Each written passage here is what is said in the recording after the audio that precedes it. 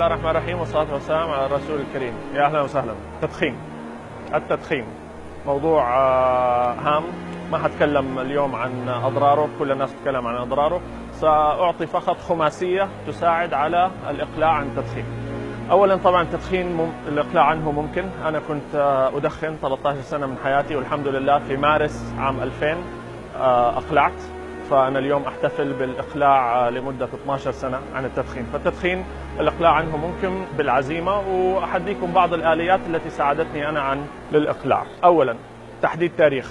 إذا أردت أن تقلع عن أي شيء دائما حط هدف.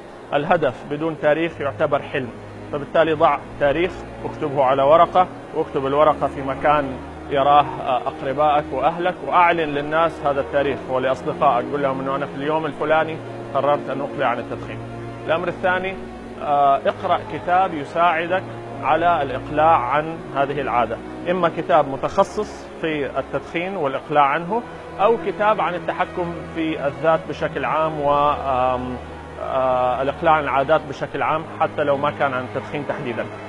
الكتاب اللي أثر فيه شخصيا وساعدني مباشرة على الإقلاع عن التدخين كتاب Awaken the Giant Within لأنتوني روبنز، كتاب مترجم اسمه أيقظ قواك الخفية. دائما أذكر اسم الكتاب بعد ما قرأته. هو لا يتحدث عن التدخين تحديدا، ولكن يتحدث عن كيف تقدر تتحكم في نفسك بشكل عام. والكتاب بعد ما قرأته حتى في نص قراءته قبل ما أخلصه، الحمد لله كنت أقلعت عن التدخين بفضل من الله سبحانه وتعالى. الأمر الثالث، حاول الابتعاد لمدة شهر على الأقل عن الجو اللي كان يخليك تدخن. أصدقاء مدخنين، مقاهي شيشة، جلسة ورق أو لعب مع الشباب كانت دائما خلالها كنت تدخن. حاول الابتعاد عن هذا الجو كله لمدة شهر. دائما يقال العادات إذا ابتعدت عنها لمدة شهر قل تأثيرها عليك وقلت سيطرتها عليك. فبالتالي مدة شهر كامل ابتعد عن هذا الجو. ما بنقول قاطع أصحابك، ما بنقول اتركهم أو اهجرهم، لا، ولكن شهر حساس بداية الإقلاع ابتعد فيه عن هذا الجو. الأمر الرابع، أوجد بديل، وهذا أمر مهم جدا. التدخين بيوفر لك حاجة. لما تتوتر مثلا تلاقي نفسك بتدخن، لما يكون عندك مشروع وعليك ضغط نفسي تلاقي أنك بتدخن يخفف توترك. فماذا يقدم لك التدخين؟ ماذا يقدم لك؟ أوجد بديل يقدم لك نفس الشيء. فبالتالي إذا كان التدخين تستخدمه علشان تخفف من توترك، أوجد بديل للتخفيف من التوتر. سوي رياضة، ابدأ هواية جديدة، تعلم مهارة جديدة، تعلم أسلوب جديد للتعامل مع التوتر ومع الضغط في الحياة. فأوجد بديل، هذا مهم جدا. الأمر الخامس والأخير، وفي أساليب أكثر من 5، ولكن هذه بس 5 كذا على السريع. الأمر الخامس الدعاء.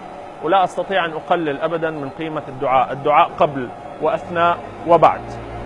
الدعاء قبل الإقلاع أنه الله سبحانه وتعالى يوفقك ويفتح عليك. الدعاء أثناء الإقلاع عن التدخين علشان الله سبحانه وتعالى يلهمك بدائل. الدعاء بعد الإقلاع عن العادة عشان ربنا سبحانه وتعالى يثبتك. لا تعتقد أنه إذا بطلت كم يوم خلاص انتهيت.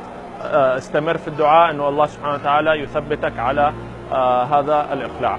5 خماسية كده سريعة. نتمنى الله سبحانه وتعالى أن يفتح عليكم جميعا، وأنه نصبح في العالم العربي والإسلامي عالم بلا تدخين، سموك فري، حياة بلا تدخين. التدخين أثره سلبي ماديا وصحيا. أنا عن نفسي ما أتخيل اليوم كيف حيكون شكلي أمامكم، وكيف حتكون صحتي، وكيف حيكون حياتي بشكل عام إذا من عام 2000 إلى اليوم 12 سنة اللي مضت ما كنت دخنت فيها. ما أعرف. أنا متأكد أنه حيكون شكلي غير، جلدي غير، شخصيتي غير، ومستقبلي غير.